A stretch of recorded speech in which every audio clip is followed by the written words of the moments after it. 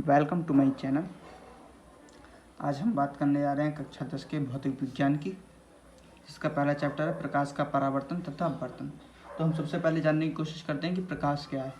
तो प्रकाश भी क्या है? एक प्रकार की ऊर्जा है।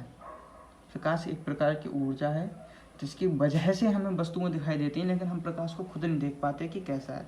प्रकाश जिस रंग की वस्तु पड़ता है वह वस्तु हमें उसी रंग में दिखाई पड़ती है।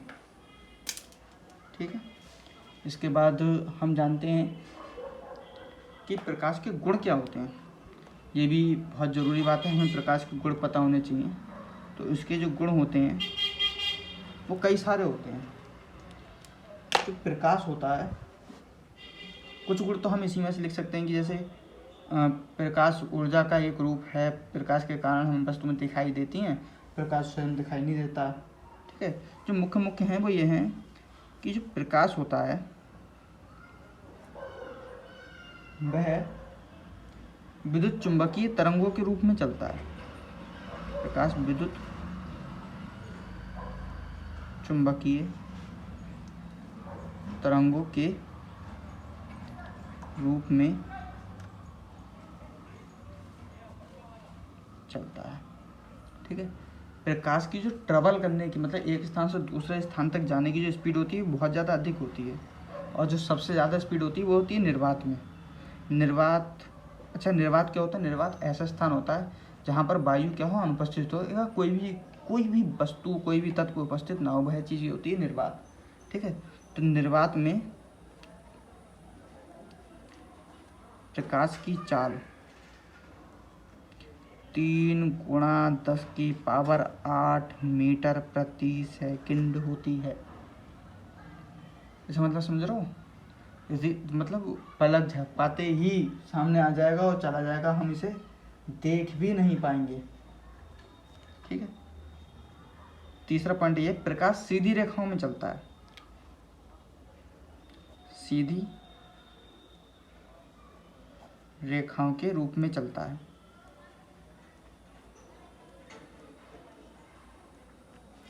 इसका सीधा साफ मतलब यह है कि प्रकाश अगर मान लीजिए कोई बल्ब है, इससे निकलेगा तो उसकी किरणें बिल्कुल सीधी जाएंगी एक दूसरे के समांतर। ठीक है। ऐसा नहीं है कि पहले ऊपर गई फिर नीचे गई, ऊपर गई फिर नीचे गई। जो कोई पापा की परी थोड़े ना है। ठीक है। अब इसके चौथा और खास पॉइंट है, जो दृश्य प्रकाश होता है इसकी जो तरंग दैर्घ्य होती है, तरंग दैर्घ्य ये होती है 3900 एंगस्ट्रॉम से 7800 एंगस्ट्रॉम तक होती है। ठीक है। ये तो हो गए प्रकाश के कुछ प्रमुख गुण। ठीक है। अब आगे बात करते हैं कि वस्तुएं जो होती हैं प्रकाश के अनुसार कैसी होती हैं। तो प्रकाश के अनुसार वस्तुएं होती हैं 2 प्रकार की। वस्तुएं कैसी होती हैं? वस्तुएं होती हैं 2 प्रकार की। ठीक है। पहली होती हैं दीप्त वस्तुएं और दूसरी होती हैं प्रदीप्त वस्तुएं।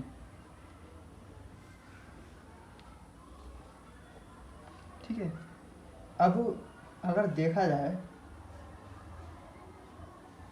दीप्त या प्रदीप्त वस्तुएं क्या होती हैं, अप्रदीप्त, सॉरी, एक तो होती हैं दीप्त वस्तुएं और दूसरी होती हैं अप्रदीप्त वस्तुएं। तो दीप्त वस्तुएं कैसी होती हैं? वे जिनका स्वयं का प्रकाश है, वे वस्तुएं जिनका स्वयं का प्रकाश हो। जैसे सूर्य है, उसका कोई रोशनी उधार थोड़ी दे रहा है, उसका खुद का प्रकाश है। ठीक है। तारों का क्या है? खुद का प्रकाश है। ठीक है। वो किसी की वजह से नहीं जो है दिखाई दे रही। ठीक है। ये जलता हुआ विद्युत बल्ब, उसका खुद का प्रकाश है नहीं है? विद्युत बल्ब, याद रखेंगे ये क्या जलता हुआ होना चाहिए। ठीक है, ये जलती हुई मोमबत्ती।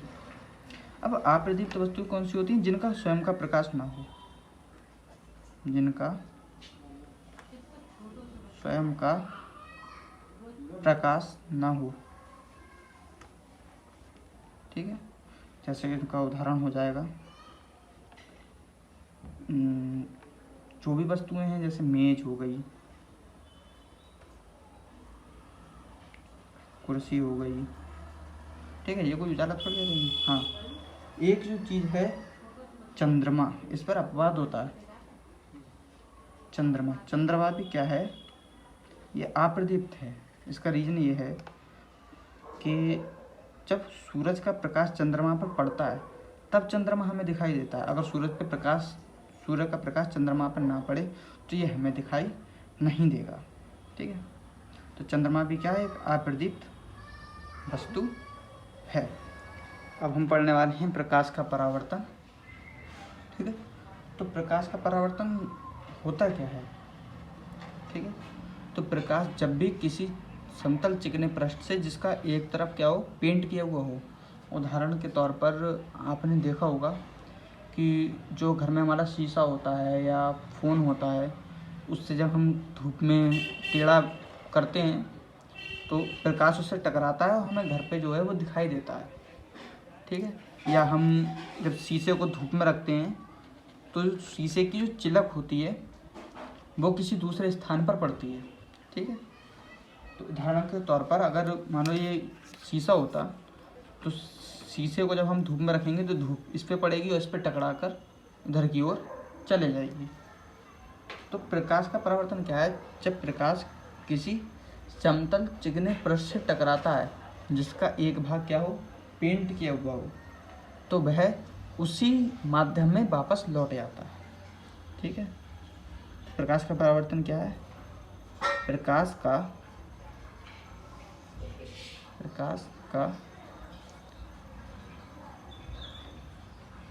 किसी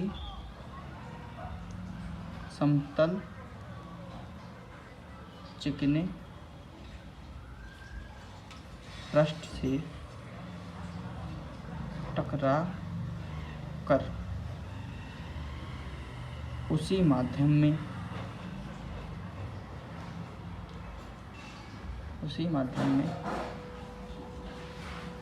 वापस लौट जाना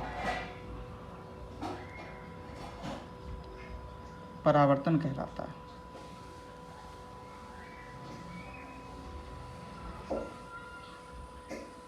ठीक है, बस याद रखना है कि जो भी वस्तु या पृष्ठ हम यूज कर रहे हैं वो बिल्कुल समतल और चिकना हो और दूसरा उसका जो एक भाग हो वो एक तरफ से पेंट किया हुआ हो। जैसे कि हमारे घर में यूज होने वाला शीशा, जिसमें हम क्या देखते हैं, चेहरा देखते हैं। होता क्या है कि मान लो ये कोई समतल दर्पण या शीशा है जो हमारे घर में यूज होता है, उसके एक तरफ पेंट किया हुआ होता है, इसलिए हमें इधर वाली सतह से जो है अपना चेहरा दिखाई देता है। जब हम इस पर टॉर्च मारेंगे तो जब टॉर्च इस पर टकराएगी, टॉर्च से निकलने वाला प्रकाश इस पर टकराएगा, टकरा कर उसी कोण पर वापस लौट जाएगा जिस कोण पर हम उस पर आपतित करेंगे। उदाहरण, अगर ये दीवार पर लगा हुआ है और हमने यहाँ से नीचे से ऊपर की ओर इस पर टॉर्च मारी है तो ये टकरा कर ऊपर छत की ओर निकल जाएगी। ठीक है, तो जिस कोण पर डालेंगे हम प्रकाश की किरण, उसी कोण पर क्या होगी, वापस लौट जाएगी। प्रकाश परावर्तन के जो नियम हैं वो 2 नियम हैं।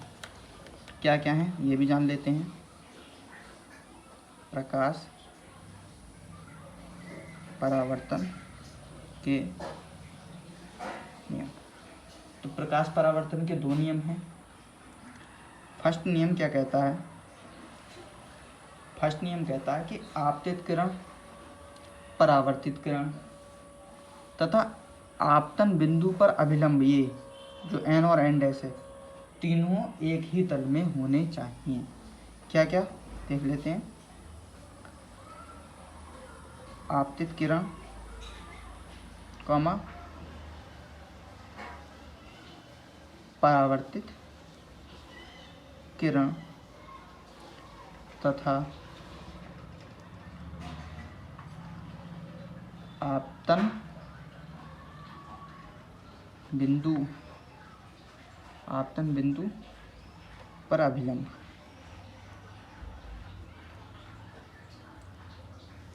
तीनों एक ही तल में होते हैं। यही वास्तविकता है, होने भी चाहिए। ठीक है। अब सेकंड क्या है इसका, सेकंड नियम जो है प्रकाश परावर्तन का, वो ये कहता है कि परावर्तन कोण सदैव आपतन कोण के बराबर होता है। क्या कहता है? परावर्तन कोण सदैव आपतन कोण के बराबर होता है। यानी कि हम कह सकते हैं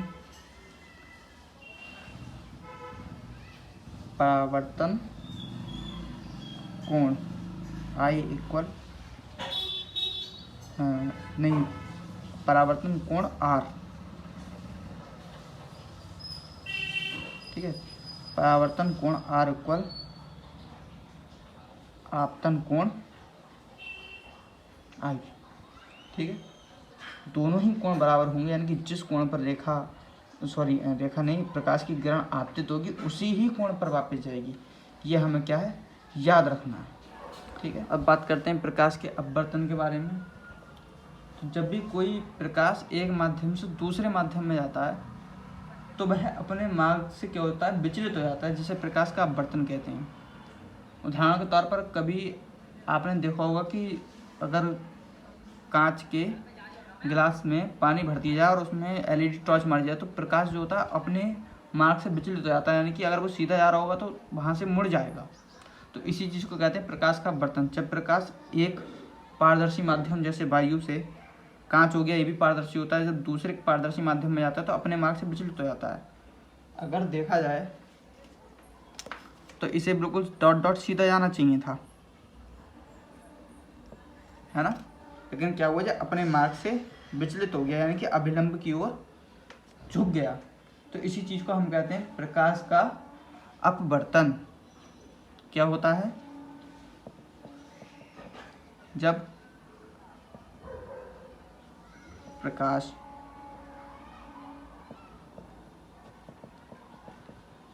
एक पारदर्शी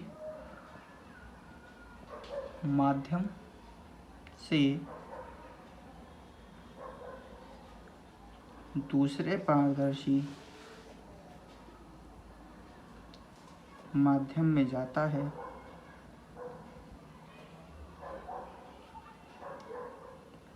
तब वह अपने मार्ग से विचलित हो जाता है,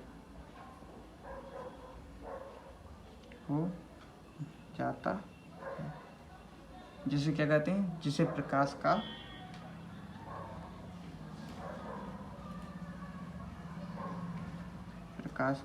अपवर्तन कहते हैं।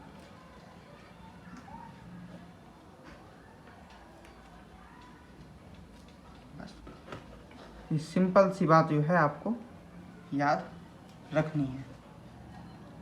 ठीक है।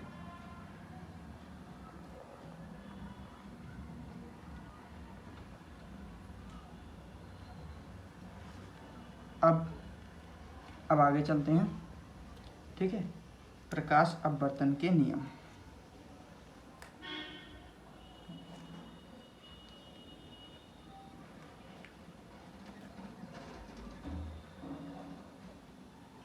तो जैसे प्रकाश परावर्तन के कुछ नियम थे, ऐसे ही प्रकाश अपवर्तन के भी कुछ नियम हैं। ठीक है। अब होता क्या है, दोनों नियम मान के चलते हैं कि लगभग सेम है। ठीक है।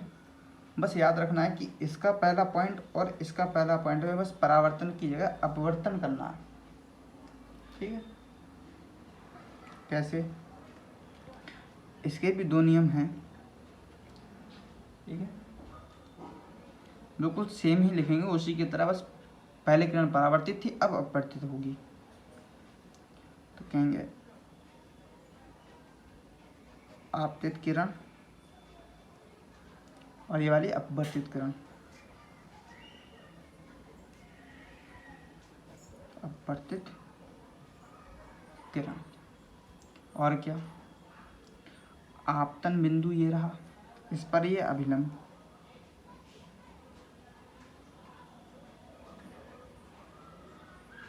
आपतन बिंदु पर अभिलंब।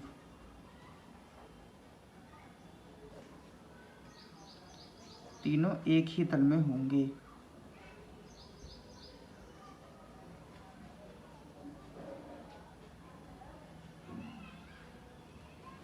ठीक है, ये तो हो गया पहला।